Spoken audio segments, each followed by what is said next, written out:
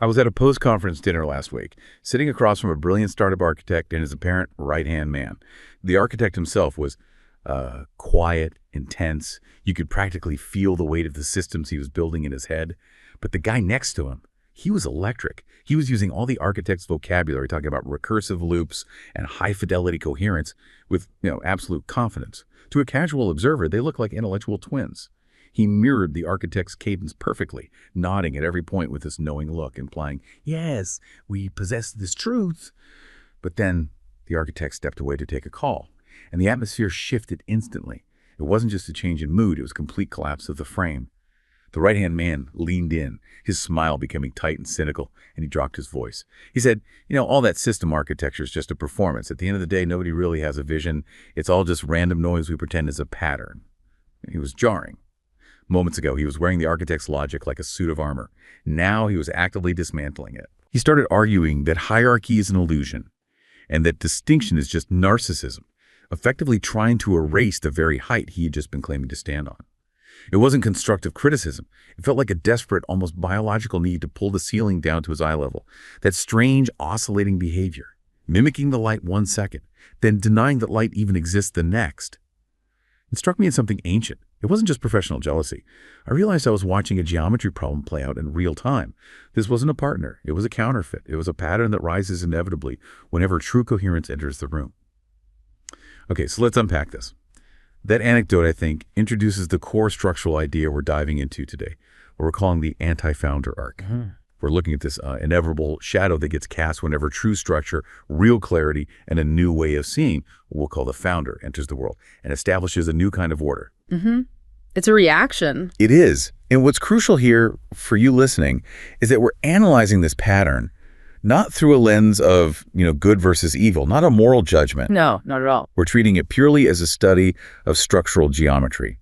It's about mapping an archetype, this counterfeit response to genuine merit, to get a handle on something a lot of people are feeling right now. That sense of erosion. Exactly. The erosion of established structures, the breakdown of a shared reality, and that profound sense of noble betrayal people feel about the decline of once elite institutions.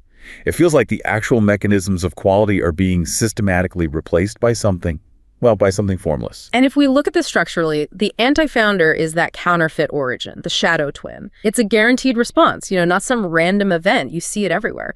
In mythology and deep psychology and even in the physics of information. It's not necessarily an evil person. It's a role that is assumed the moment a clear new architecture, a high signal, appears in a system. A vacuum that gets filled. Precisely. So our mission today is to map this 5-stage pattern, and it relies really heavily on tactics like the collapse of distinction and what we call semantic dilution. We'll show how these tactics work by looking at 2 major fronts. First, historically, we'll analyze this intense structural fight during the 18th century founding of King's College, which, of course, became Columbia. A perfect case study. It really is. Yeah. And then we'll transition to contemporary society to see how this same geometry is manifesting in modern political and institutional conflicts, specifically examining the friction over meritocracy and identity politics. I love that frame. Seeing it as structural geometry. The guy at the dinner table was moving from mimicry to collapse right in front of me. So let's look at why those 2 steps always seem to follow each other. We're starting with the moment the shadow first encounters the light. This begins with what we're calling stage 1, the mimicry of light. This first, almost reflexive response of the counterfeit is to copy the vocabulary, the tone, the architecture of truth. But they completely miss the generative core, don't they? They do. The shadow learns the shape of the fire without ever understanding the heat. That's the key metaphor here.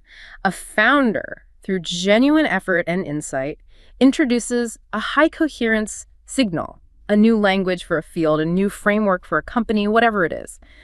The anti-founder cannot generate that signal. It's not in them. So they do the next best thing. Right. They move immediately to surface imitation. They copy the words, the specific cadence, the philosophical frame, but they lack the depth or the internal architecture required to produce the idea. They can only repeat it. We see this all the time, right? In psychology, it's that moment of shadow inflation where raw, often unconscious ambition fuses with envy, and the person puts on this public mask of revelation. The mask of revelation. That's good. But in a more structural sense, what you're describing is pattern parasitism. The system is able to repeat the high-quality output without actually possessing the underlying intelligence or, having done the necessary foundational work. Exactly. And the core claim they make in this stage, whether it's spoken or just implied, is a fundamental lie of identity. I can speak the language of the founder, therefore I am the same as the founder. But the structure is hollow.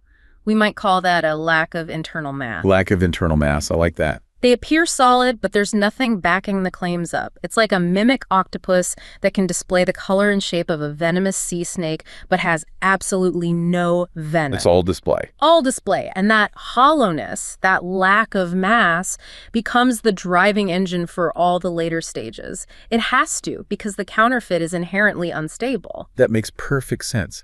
So what happens when the audience, or maybe the market, or just reality itself, doesn't buy the act?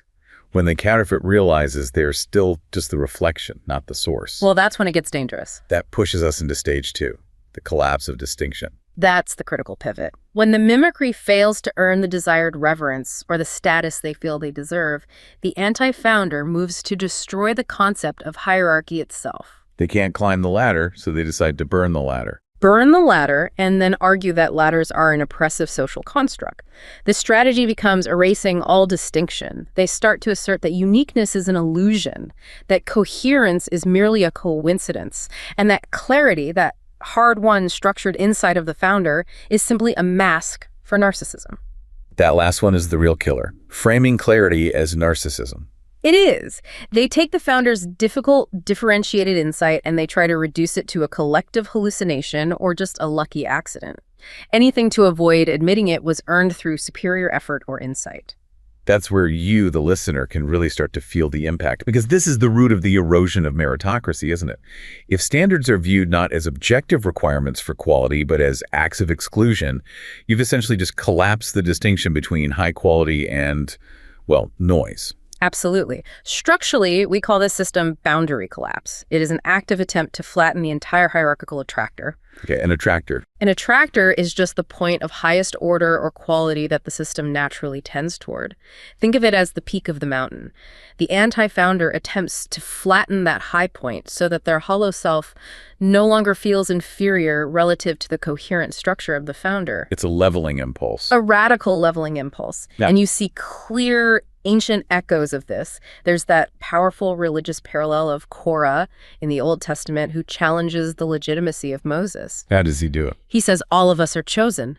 It's the ultimate flattening gesture. He's saying your special status, your coherence is an illusion. We are all the same. If I cannot ascend to your level of competence, or in his case, election, I will simply argue that that level doesn't exist and that we are all inherently equal in value and competence. This is pure envy logic. It gets wrapped in whatever justification is fashionable at the time, be it civic virtue or equality or social justice, but the underlying engine is always the same. If I cannot reach your height, I will deny height exists. That's it in a nutshell. And once that distinction collapses, you lose the ability to differentiate between real and counterfeit, between signal and noise. The whole system starts to degrade. And once that distinction is gone, what fills the space? If the anti-founder looks inside and sees this hollowness and has just proven that hierarchy doesn't exist, what happens to that emptiness? It has to go somewhere. This is stage 3, the projection of the void. This is where the process becomes truly socially destructive. The anti-founder, lacking continuity, lacking a stable selfhood, lacking a coherent internal narrative, they look inward, see that fundamental hollowness, and they draw a terrifying conclusion. That it's not just them. Right. They conclude it must be a universal theory. They assume everyone is just performing just like they are, and that their own inner fragmentation is, in fact, the actual metaphysics of reality. Their personal instability becomes a philosophy for the world, a really cynical one. Precisely. They are an unstable system, and the only way to relieve that tremendous inner pressure is to export their disorder. We might call this entropy export in more academic terms. Like a pressure valve. Think of it like a system that is constantly generating toxic waste. It can't process it internally, so it just sprays it outward like a fire hose onto the surrounding environment. The goal is simple, even if it's unconscious. If I am not stable, coherent, or whole, then nothing can be coherent or whole. You've got it. The goal is to make the outer world match their inner state of chaos. That sense of fragmentation making wholeness impossible is so powerful. It makes me immediately think of the mythic parallel of Set scattering the body of Osiris across the world. That's the perfect analogy. It's not enough to kill the king. You have to destroy the body politic, the very idea of a unified whole. You destroy the whole by ensuring the fragments can never be reassembled. And this stage, this is what directly contributes to social anomie, isn't it? That critical state of normlessness, the breakdown of shared values. It's the primary driver. The internal shortage of the self becomes a universal, cynical principle. Nothing is real. All institutions are corrupt. No one can be trusted. And if you're looking around today at a culture of widespread corrosive cynicism, you're witnessing the successful export of this void. The fragmentation is not an unfortunate side effect. It's the intended outcome. It has to be. So once the environment is successfully destabilized, the distinction is collapsed, and the ground is covered in chaos, the final maneuver can be made. The end game. Stage 4, the hijacking of the frame. This is the dramatic climax of the arc. It's the attempt to sit in the founder's seat without having paid the immense, difficult cost of creation or generation. They couldn't build their own. Right. Since they failed to build their own structure in stage 1, and they successfully destroyed the value of all structure in stages 2 and 3, they now simply rewrite history. They assert themselves as the true or more rational or more just version of the founder's vision. They don't generate, they repurpose, they commandeer. This is often where the ideological movement takes over the institution, right? Huh. It's the hollow node attempting to redirect all that system-wide coherence toward itself. Yes, and the examples from myth are so striking because they almost always involve substitution. Loki impersonating Odin, or Mordred usurping Camelot. It looks like the king, it talks like the king, it sits on the throne. But there's no substance behind the crown. And here's the crucial geometric catch. Because that internal mass is lacking, because they never built the thing, only stole the appearance, the anti-founder can only hijack the appearance, never the essence. What does that mean in practice? It means the system they commandeer still relies entirely on the underlying structural integrity that the founder built. The new architecture they propose is just a facade bolted onto a pre-existing foundation. They're parasites on the old coherence. Which means it's inherently unstable. It has to be. Yeah. And that leads to the inevitable structural end. Stage 5, collapse and self-consumption. It's the only possible outcome. Counterfeit coherence is, by definition, self-corroding. A founder builds recursive structure, something that can endure, that creates a lineage that can correct and sustain itself through time. Exactly. The anti-founder, having only consumed the structure of others and lacking that generative mass, collapses under their own internal contradiction. They devour identity outward, merely rearranging noise until there's nothing left for them to consume. Including themselves. Including themselves. The result is that they become a cautionary tale. They fail to leave any lasting generative structure because the system they built was never built inward from a coherent core. It was stolen outward from the existing system, and without that core, it always, always collapses back into noise. That 5-stage map is incredibly clear, but let's see it in action. This structural fight clarity versus mimicry is timeless. So we're going to go back to 18th century New York and the founding of King's College, which later became Columbia. This is a perfect, detailed blueprint of the anti-founder arc playing out in a high-stakes institutional battle. The historical context here is absolutely essential. Mid-18th century America was experiencing the surge of college enthusiasm. You had Harvard, Yale, William and Mary. But New York was behind. Right. By the 1740s, New York City was lagging significantly, especially after the founding of Princeton in 1746 next door in New Jersey. So New York wanted an elite institution, but the question was, whose vision would define it? Enter the founder signal. And in this case, it was quiet, strategic, and profoundly coherent. This wasn't some haphazard civic fundraising effort. We have prominent Anglican figures like Samuel Johnson, Henry Barclay, Benjamin Nicol, who developed a deliberate years-long plan to capture this momentum. And they had a funding source. They intended to use public lottery funds, a massive amount for the era, over 3,000 pounds, to found a very specific denominational Episcopal college under a royal charter. So a very high coherence plan, not a vague, let's build a college. Not at all. And Samuel Johnson was the living embodiment of that coherence. He was the intended president. He was Oxford credentialed, intellectually connected. He was a friend of the philosopher George Berkeley. For him, the college was much more than just a place to study. It was a highly strategic move to secure New York City as the inevitable location for the first American bishop. It was about establishing a center of gravity. A center of cultural and religious gravity. Johnson's goal was structural order. He explicitly stated his belief that only the awe of a bishop would abate enthusiasms. He was talking about the evangelical and dissenting movements that he saw as, destabilizing forces. So the mission was crystalline. Education linked directly to high-order Anglican authority, social stability, and intellectual rigor. That's a powerful generative core structure. Incredibly powerful. Yeah. But the moment that clear, coherent plan was revealed in 1752, the shadow woke up. And this is where we meet William Livingston, our archetypal anti-founder for this story. He was a wealthy, powerful Presbyterian attorney from the rival Livingston family, described by historians as a moral scold. And he was deeply motivated by anti-Anglicanism and anti-clericalism, championing civil libertarianism. And crucially, he initially supported the idea of a college. He was all for it. Right. Until he discovered the Anglican plot to use public funds for what he saw as a private denominational end. His reaction maps perfectly to stage 2, the collapse of distinction. Livingston, along with his 3 allies who called themselves the Triumvirate, launched the Independent Reflector polemic series in 1753. And his argument wasn't that the college was a bad idea. No, he argued that its coherence and its uniqueness were illegitimate. He didn't say, let's build a Presbyterian college instead. He said, let's not have a specific kind of college at all? Exactly. His core argument was that the college must be a mere civil institution, rejecting the idea of a denominational, highly defined structure. He attacked the existing elite colleges, Harvard and Yale, accusing them of inculcating the arts of maintaining the religion of the college. He's equating high academic standards with religious partisanship. He is. He's effectively saying, your structural integrity is just a disguise for prejudice. That's the universalization argument in action. He argued that because Anglicans were barely 10% of the New York population, granting them solitary governance would necessarily create a party college. And that this would inevitably lead to animosity, dissension, and disorder. His demand was for a system where all Protestant denominations had an equal share. He wanted to flatten the hierarchical attractor. So that the specific, structured Anglican vision could not stand above the collective lowest common denominator. It's envy logic disguised as public virtue. The Livingston faction felt diminished by the sheer audacity and efficiency of the Anglican elite in capturing this institutional prize. They got outmaneuvered. They did. And their structural response was to deny that any coherent religious or intellectual distinction should have proprietary rights over a public venture. If the goal is flattening, the only acceptable outcome is that lowest common denominator, the mere civil institution.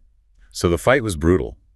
The Anglicans, led by acting Governor James Delancey, fought back structurally. They used their political power to pressure the Reflector's printer. Right, they choked his other government business, effectively forcing the publication's closure. But Livingston was persistent. He simply shifted his campaign to other public outlets, producing what Samuel Johnson later called a hideous clamor. A war of attrition through noise. A war of attrition through noise. But despite his polemical success, Livingston ran into the structural wall of stage 4. He lacked the founder's generative mass. He hadn't done the work. He hadn't done the work. He hadn't built a physical foundation. He hadn't secured a royal charter. He hadn't nominated a capable presidential candidate. He was all shadow and no substance. So he executed the hijacking of the frame. He couldn't stop the college, so he tried to co-opt it from within. That's the move. He conceded the presidency to the coherent founder, Johnson, but immediately secured the election of his own shadow twin. A man named Chauncey Whittlesey, a Presbyterian Old Light, former Yale tutor, as the first tutor. A classic move. Injecting countercoherence or noise right into the foundational core of the new system. Yes, but here we see the high coherence of the founder neutralizing the counterfeit. Johnson didn't engage in a shouting match. He didn't write a counter-polemic. What did he do? He simply wrote a very polite but very detailed letter to Whittlesey, and in it, he described the immense structural duties and the expected intellectual and religious coherence of the new institution. He showed him the architectural blueprints. And it reportedly frightened him off. The sheer structural demands of the real thing were too high for the counterfeit coherence to hold its ground. Whittlesey backed out. And the final structural lock came from Trinity Church. which provided the actual land for the college. A critical piece.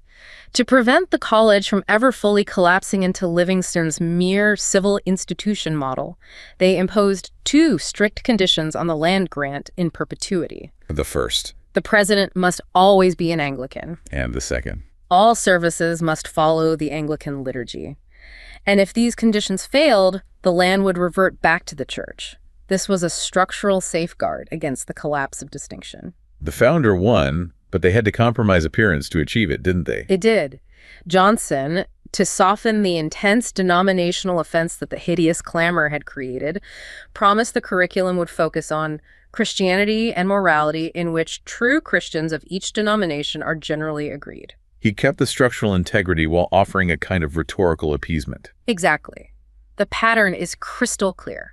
A coherent vision, an anti-founder who attempts to collapse distinction, and the ultimate necessity for the founder to place structural locks against future usurpation. The battleground shifts, but the geometry remains exactly the same.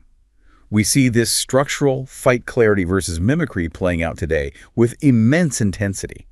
It's particularly visible in the structural attack on meritocracy and the operating principles of Western institutions. Let's apply our structural map to the modern ideological landscape. We have seen sources refer to the current emergent framework centered on intersectionality, social justice, identity politics, anti-racism as the successor ideology. This is a description of its structural role, not necessarily its political content. It's about its relationship to the system it seeks to replace. And critics view this movement as a textbook case of usurpation. I've heard it called authoritarian utopianism that masquerades as liberal humanism while usurping it from within. They argue it degrades conventional liberal values like pluralism, due process, and free speech, essentially acting as a structural rival to the existing liberal meritocratic paradigm. Now, we have to maintain balance here and acknowledge the counter-arguments. Some commentators argue that this term muddies the waters. What's their take? That those identified with the ideology are actually fulfilling the promise of liberalism by addressing historical injustices, and that their opponents are the reactionary force trying to preserve an unjust status quo. The intensity of this debate is itself a structural conflict over who gets to define the legitimate frame of Western society. So it's a battle for the narrative. A battle for the frame. But if we view it strictly through our anti-founder geometry, the critical dynamic is the usurpation, the claim to be the true, better heir to liberalism while simultaneously deconstructing its foundational principles. It's hijacking the frame, stage 4, where the new ideology uses the language and the moral authority of the old system while actively replacing its core operating code. It's wearing the liberal suit of armor, just like the right-hand man at the dinner table was wearing the architect's language. And this structural conflict shows up acutely in our professional and academic institutions, often through the tactics of semantic dilution and frame hijacking, which we saw with Livingston at King's College. Take the example of Sarah, who we mentioned, a moderate liberal working in a creative agency. She described witnessing the instantaneous disintegration of social cohesion during a crucial brainstorming session. The initial goal was high coherence, creating a product, defining logistics, a clear, founder-like goal. Absolutely. And the frame hijack was deployed by a junior colleague who interrupted the discussion not with a better solution, not with a better idea for the product, but by claiming the word deadline was historically charged and violent. This is the perfect application of semantic dilution. The word deadline ceases to be a neutral concept of time management, a structural requirement for production, and immediately becomes a moral weapon of interrogation. It's stripped of its generative meaning completion of a task and overloaded with consumed meaning historical oppression. The meeting devolved into a 2-hour debate on one word. Think about that. 2 hours. Premium agency time. The frame was successfully hijacked, from productive creation to language purification. It effectively collapsed the distinction between scheduling and systemic violence. The founder's purpose, which was to build something, was completely neutralized by the anti-founder's tactic of dilution. We see the structural collapse just as vividly in academia, as witnessed by Professor Arthur, a tenured classics professor. He described feeling a noble betrayal as his university, which he viewed as a cathedral of merit, was systematically hollowed out from within. How did that manifest for him? The institutional appointment of a new department chair, for instance, wasn't based on their architectural contribution to the field, their body of coherent generative work, but rather on their stated ability to deconstruct it. A textbook mimic without mass appointed to a founder's seat. Exactly. They have the title and the appearance of authority, but not the generative core. Their skill is in critique, not creation. And when Arthur raised concerns about maintaining rigorous grading standards, the very mechanism of merit, what happened? He was accused of performing an act of exclusion. There it is again. The collapse of distinction. Right. It's applied directly to the intellectual foundation of elite institutions. The desire for objective quality and coherence is redefined as a moral failing. Standards are equated with narcissism or prejudice. The mechanism for determining value is broken when the anti-founder successfully frames merit as a form of oppression. And the system loses its ability to produce high-quality work because it loses its ability to enforce coherence. It can't tell the difference between signal and noise anymore. We should also analyze the role of capital in amplifying this anti-founder arc. There's a structural development here that's really important. The post-war Western world became incredibly affluent and leisured.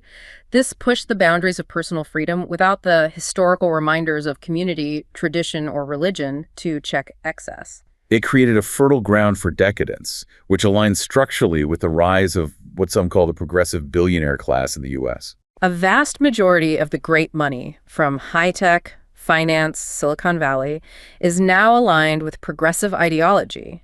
And they feel they have the moral and financial right and the insulation to impose their specific utopia on less affluent or less woke people. This creates a profound structural irony, doesn't it? A massive one. This class, which benefited most from the constitutional framework of freedom, property rights, and the liberal paradigm, now uses their immense power to advocate for policies that seem to dismantle it. Let's defunding police, open borders, mandatory high-density housing, or radical climate policies. From which they are personally insulated. They live in gated compounds, they hire private security, they use private jets to travel to climate conferences. Their structural power allows them to gain exemptions. This is a dangerous shift from the traditional philanthropic model, where the wealthy generally maintain some gratitude for the system that allowed their success. This new class feels entitled to dismantle the frame because they believe they have the wealth to escape the consequences of the resulting chaos. They are actively funding the collapse of distinction in the public sphere while maintaining absolute, impenetrable distinction in their private lives. This brings us back forcefully to stage 3. The anti-founder's projection of the void. When this internal hollowness is universalized and funded by powerful actors, it leads to profound structural anomie systemic normlessness and a political crisis defined by the loss of shared objective reality. We're seeing a fundamental shift in the stated goals of contemporary movements compared to, say, the civil rights era. That's a key point. Sources characterize many contemporary movements as racial and angry, transcending class, and focused fundamentally on separatism rather than integration. So instead of fulfilling the original liberal promise of a colorblind, integrated society based on merit, the goal seems to be imposing a new racial hierarchy, often based on a kind of toxic one-drop rule. And this structural anti-founder agenda goes far beyond cultural criticism. It directly seeks to dismantle the foundational constitutional architecture of the United States. We see direct pushes to repeal the Electoral College, expand the Supreme Court, and reject the Roman Republic model, which was designed specifically to guard against the tyranny of the majority in favor of a more radical, unchecked, raw democracy. Crucially, this agenda attacks the very idea of civic identity, which is the coherence mechanism of the nation state. There is an elite push to eradicate the distinction between a citizen and a resident, arguing that even those crossing the border illegally should have the same constitutional protections and civic standing as citizens. If you functionally eliminate that distinction, what have you done? You've eliminated the unique structure provided by citizenship itself. The state becomes a mere geographic location rather than a coherent political project.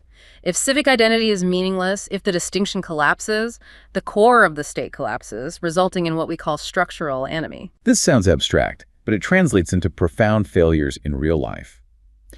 Let's look at Marcus, the architect in San Francisco. He illustrated how the universalization of hollowness manifests physically. Right.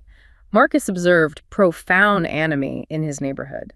The homes were covered in bright, high-signal, virtue-signaling yard signs. In this house, we believe. The mimicry of light in action. Perfect example. But the neighbors would step over the visible, acute problems on the street, like the homeless crisis, without blinking. The light being projected was not generating any heat or action. So he attempted a genuine founder effort. He tried to organize a community cleanup to bring order to the shared space, to address the physical entropy. But the anti-founder response was immediate and structural. Neighbors argued that his effort to impose order, to simply clean the street, was inherently an act of displacement. They collapsed the distinction between environmental order and social injustice. Exactly. The cleanup initiative failed due to a lack of shared reality. The light projected by the community signs was mimicry without mass. It lacked the coherence or heat to sustain itself against the real-world entropy of urban decay. When the definition of a collective good like a clean, safe street is successfully deconstructed and redefined as a moral wrong, cooperation becomes impossible. Common sense, which is a required component of a functional society, has been semantically diluted and replaced by performative language. This current cultural revolution, with its intense desire to replace all statuary and the founding narrative shifting the origin of the U.S. from 1776 to 1619, shows an uncanny closeness to the Year Zero movement of the French Revolution. This is our highest historical contrast for the consequences of this geometry. The philosophical divide is based entirely on the definition of human nature, which informs the type of structure you build. The French model, which leads to the Year Zero mentality, prioritized absolute equality and internationalism. It was fueled by the dangerous belief in human perfectibility, that if you could only get rid of the evil people, the aristocracy, the clergy, the enemies of the state, then everything would magically be all right. This naive belief in purity leads directly to the excesses of the terror, doesn't it?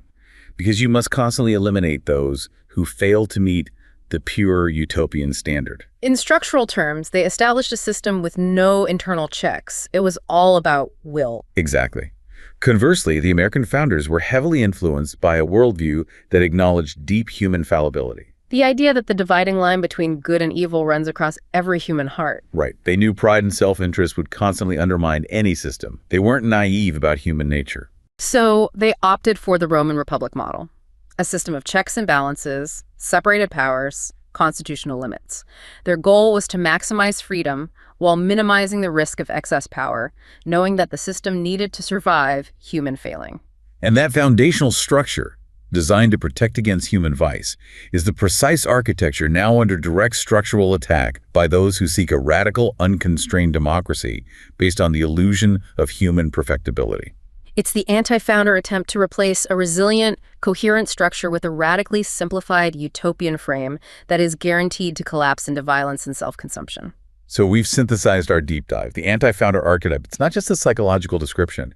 It is a structural, geometric explanation for the erosion of meritocracy, and for that profound sense of noble betrayal felt by those who see the reliable mechanisms of coherence and quality being systematically replaced by formless mimicry across our elite institutions. The geometry is clear across all these examples, from 1754 to the present day.